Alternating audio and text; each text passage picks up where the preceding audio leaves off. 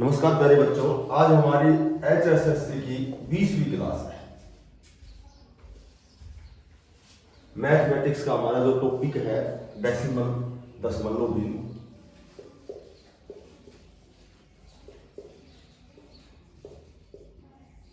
दशमलव भिन्न की एक क्लास हमने कल पढ़ी थी। एक तो देखो इस तरह के क्वेश्चन आते हैं, 0.6 का वर्ग प्लस 0.7 का वर्ग और प्लस 0.8 का वर्ग और अपॉन 0.06 का वर्ग, 0.07 का वर्ग और 0.08 का वर्ग।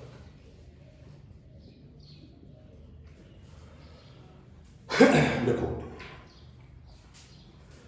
0.6, एक तो ये ध्यान रखो कि यहां एक अंक छोड़कर दशमलव है, यहां दो अंक छोड़ के दशमलव है, ठीक है।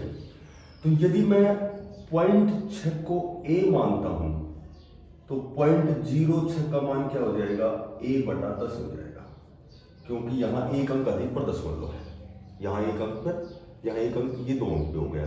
तो अपॉन पॉइंट हटाने के लिए अपॉन एक अंक पे एक जीरो, दो अंक पे दो जीरो, एक अंक अधिक है तो एक जीरो लगा दिया हमने। इसी तरह यदि 0.7b है तो 0.07 हो गया b/10, ऐसे वो COC/10। ये हो गया a², ये हो गया b² और इसको 0.8 हमने c मान लिया, c²। ये हो गया a/10², ये हो गया b/10² और ये हो गया c/10²।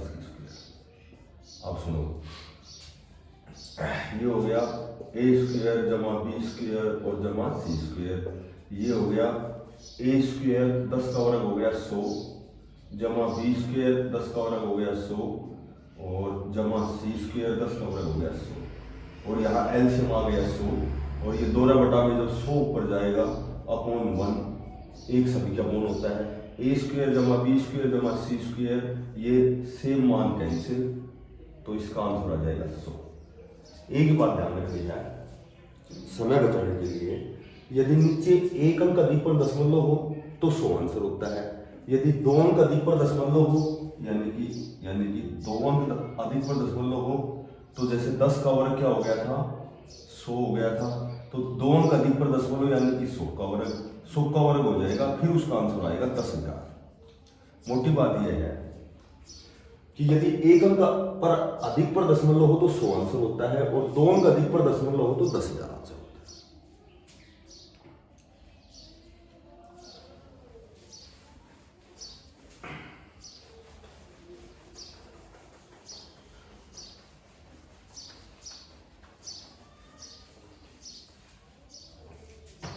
एक क्वेश्चन दे रखा है 4137 भाग में 1.75 हो तो हमें मान निकालना है 41.37 और भाग में 17.5, इसका मान निकालना है। देखो ये दे रखा है, ये इंपोर्टेंट क्वेश्चन है, ये दिया गया है और ये इसका अच्छा, ये बराबर 2364 है, बराबर दे रखा है 2364, तो इसका मान निकालना है। अब देखो सबसे पहले तो ये जो दिया है इसको सोल्व करते हैं। 4137 अपॉन 1.75 ये बराबर 2364। यहाँ दो अंक छोड़कर दशमलव है, दशमलव हटाएंगे और ऊपर 2 जीरो कर देंगे। इसका मान दिया गया है 2364, मान निकालना है इसका 41.37 अपॉन 17.5, इसका मान निकालना है। इसकी 2 जीरो नीचे आएंगी और इसकी 1 जीरो ऊपर जाएगी, क्योंकि यहाँ एक अंक है 1 जीरो ऊपर जाएगी, यहाँ 2 अंक है 2 जीरो नीचे आएंगी, तो 1 जीरो से 1 जीरो कट कर नीचे 1 जीरो बच जाएगी। क्योंकि हमें इसको इस रूप में डालना है, ऊपर तो 2 जीरो होनी चाहिए और नीचे जीरो नहीं होनी चाहिए। इसमें नीचे जीरो है, ऊपर 2 जीरो नहीं है, तो एज इट इज बनाने के लिए, सेम ऐसा बनाने के लिए हम ऊपर और नीचे 1000 से गुना करते हैं। 1000 से गुना करेंगे तो भाग भी 1000 का ही देना पड़ेगा, क्योंकि मान बराबर करना है। तो एक जीरो तो कैंसिल हो गई और ऊपर तो आ गए हमारे पास 2 जीरो और नीचे जीरो लेस हो गया। इसको साइड में लिख देंगे। इसका मान दिया गया है 2364। 2364 यहाँ लिखेंगे और नीचे हमारे पास क्या है 1000 है, 3 जीरो है। तो 3 जीरो कैसे 3 अंक जोड़ेंगे 1 2 3 ये पॉइंट दैट इज आंसर। मोटी बात यह है एक मान दिया गया है इसका निकालना है। पहले तो इसका दशमलव हटा के मान निकालो। अब ये जो रूप है एज इट इज ये बनाना है।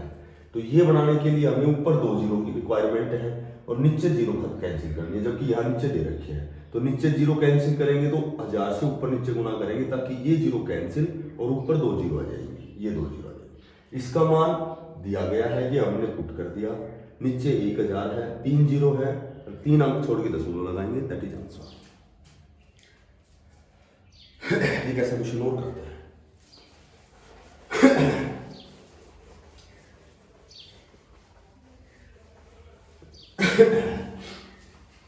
देखो एक क्वेश्चन दे रखे है 148 गुणा 74 और बराबर 10,952 ये दिया गया है। 148 गुणा 74 ठीक है। अब हमें निकालना है 0.10,952 भाग में 14.8 इसका मान निकालना है। देखो इसमें तो दशमलव है नहीं, ये तो एज इट इज दिया गया है, ऐसे रख लो। अब ये मान पुट कैसे करेंगे, पहले इसका दशमलव कैंसिल करेंगे। यहाँ पॉइंट है 1 2 3 4 5 यानी कि 5 जीरो नीचे आ जाएंगी, दशमलव कैंसिल हो जाएगा, ये आ गया। भाग का मतलब अपॉन 14.8 ये पॉइंट हटाएंगे ऊपर जाएगा 10, ये जीरो कैंसिल। इसका मान दिया गया हमें 148 गुणा 74। इसका मान इसकी जगह पुट करेंगे, इसका ये मान करेंगे 148 गुणा 74 अपॉन जीरो नीचे है 4 ठीक है और गुना 148 148 कैंसिल, जीरो 4 है, 4 अंक छोड़ के दशमलव लगाएंगे 1 2 3 4 दैट इज आंसर।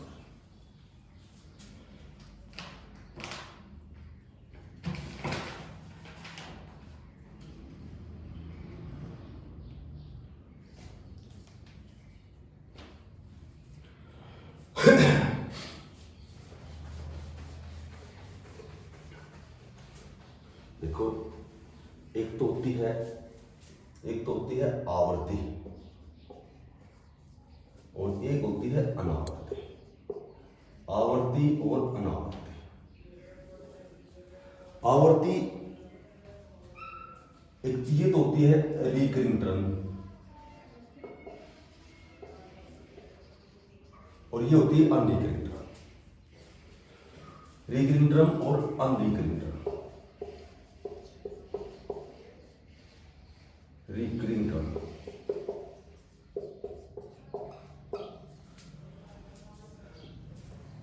टर्म और अनरिकरिंग टर्म।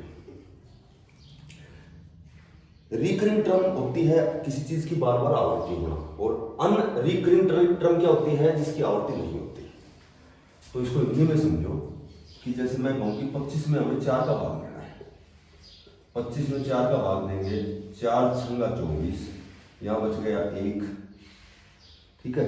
तो यहाँ जीरो उतारेंगे तो यहाँ लग जाएगा पॉइंट, 4 दूनी 8, यहाँ बच गए 2 और 4 पंजू 20 यानी कि जब 25 में 4 का भाग देंगे तो 6.25 ये यहाँ जीरो शेष बच गया। इसका मतलब भाग पूरा चला गया। और रिकरिंग टर्म क्या होती है कि जैसे मैं 10 में 3 का भाग देता हूँ।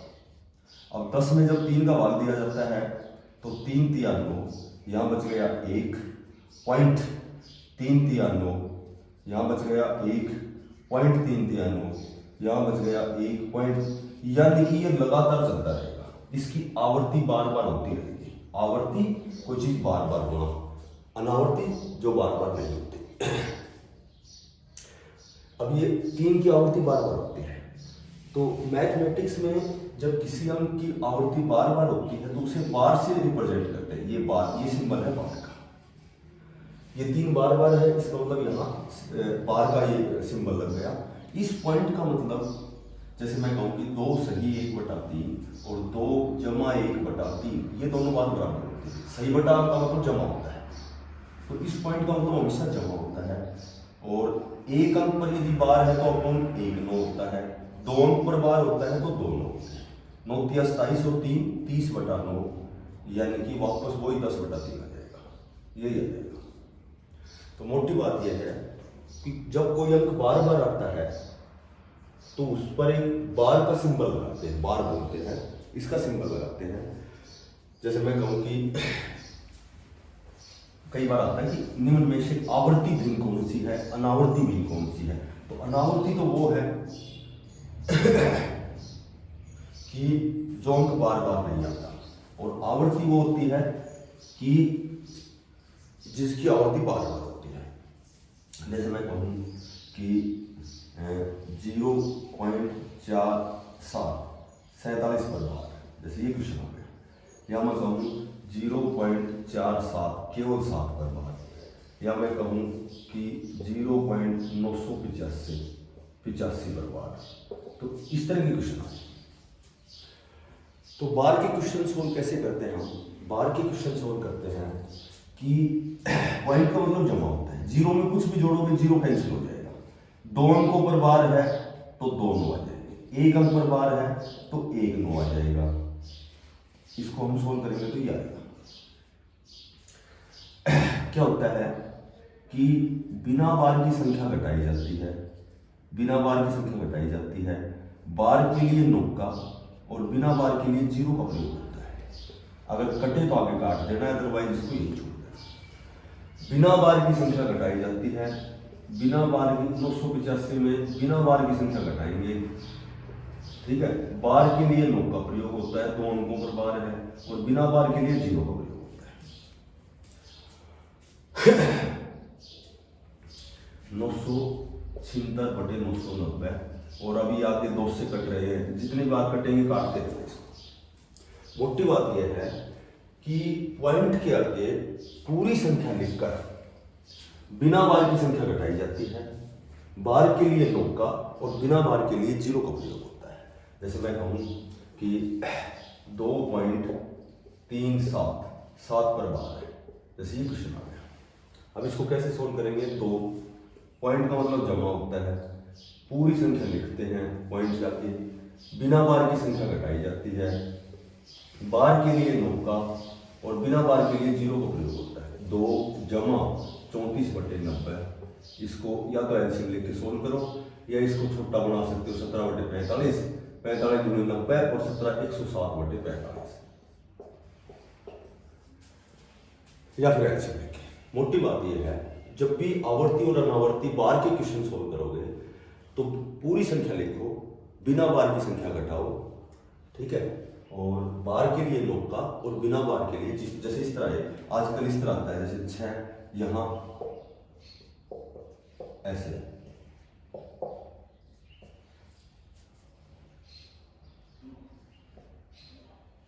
जैसे ये दे दिया। अब ये जो ऊपर एक बिंदु सा दे रखा है, ये बार का सिंबल बना दिया आजकल। अब ऐसे बार की बजाय ऐसे पॉइंट लगा देते हैं, ये बार होता है।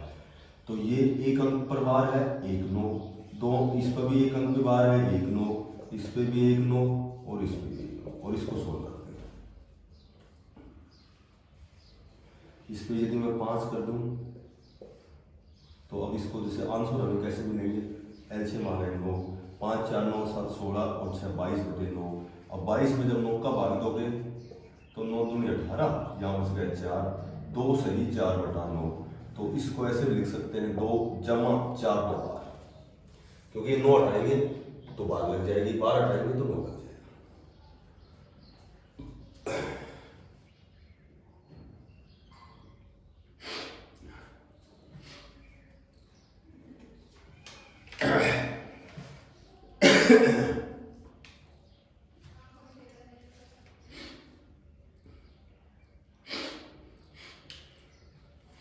क्वेश्चन थोड़ा सा नॉर्मल ही है वैसे। लास्ट क्वेश्चन है इसका 10 का।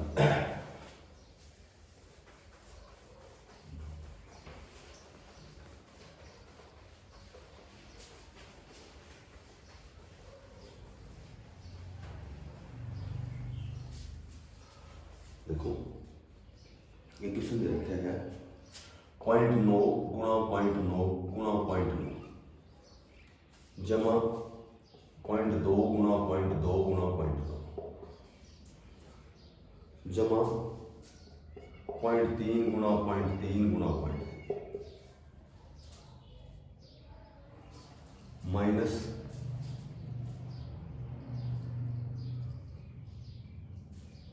3 गुणा 0.9 गुणा 0.2 और गुणा 0.3 अपॉन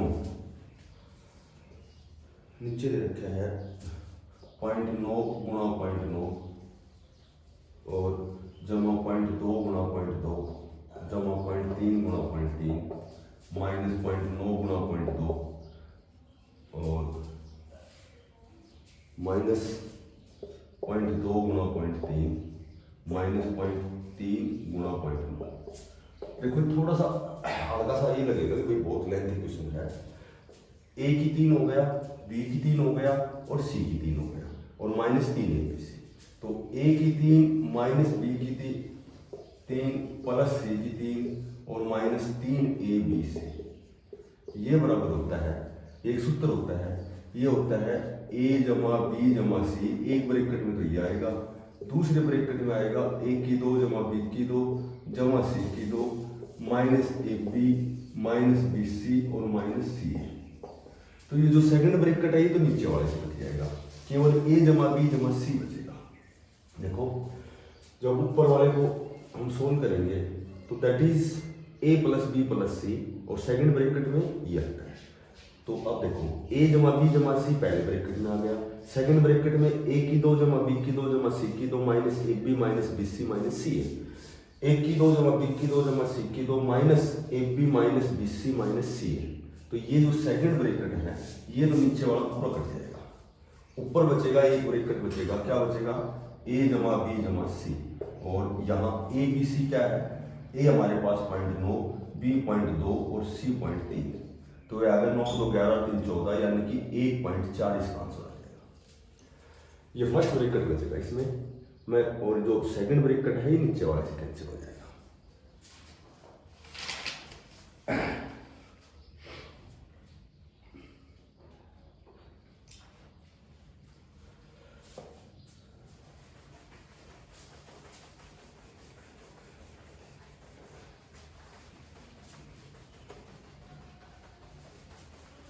आज करंट के 2 क्वेश्चन हैं। एक तो है वर्ल्ड बैंक, विश्व बैंक। विश्व बैंक है, इसके जो अध्यक्ष हैं वर्तमान में अध्यक्ष डेविड मालपास।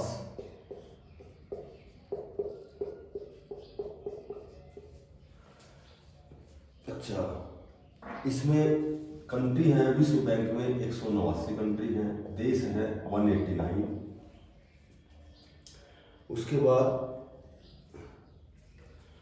इसका जो हेडक्वार्टर है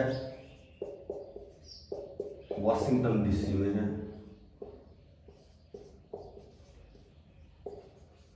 इसका जो हेडक्वार्टर है मुख्यालय है वाशिंगटन डीसी में। इसकी स्थापना हुई थी 1944 में। उसके बाद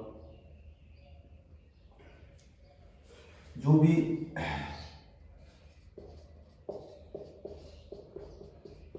अंतर्राष्ट्रीय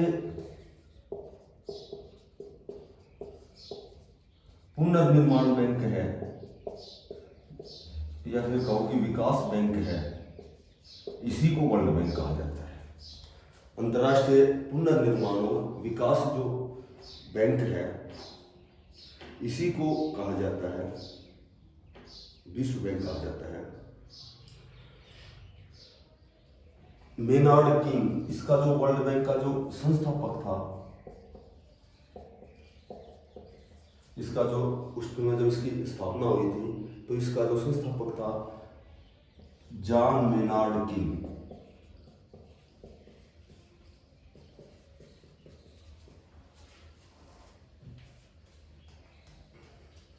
अगला है एडीबी।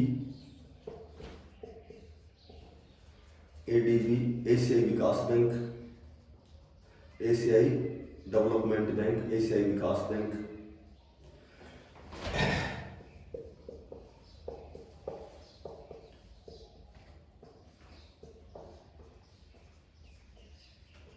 एशियाई विकास बैंक,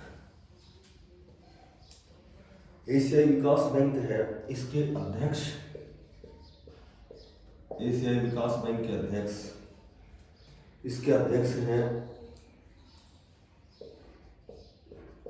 मासात्सु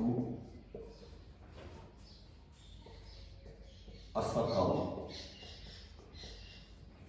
मासात्सु असाकावा। इसकी एडीबी की जो स्थापना हुई थी वो 1966 में हुई थी।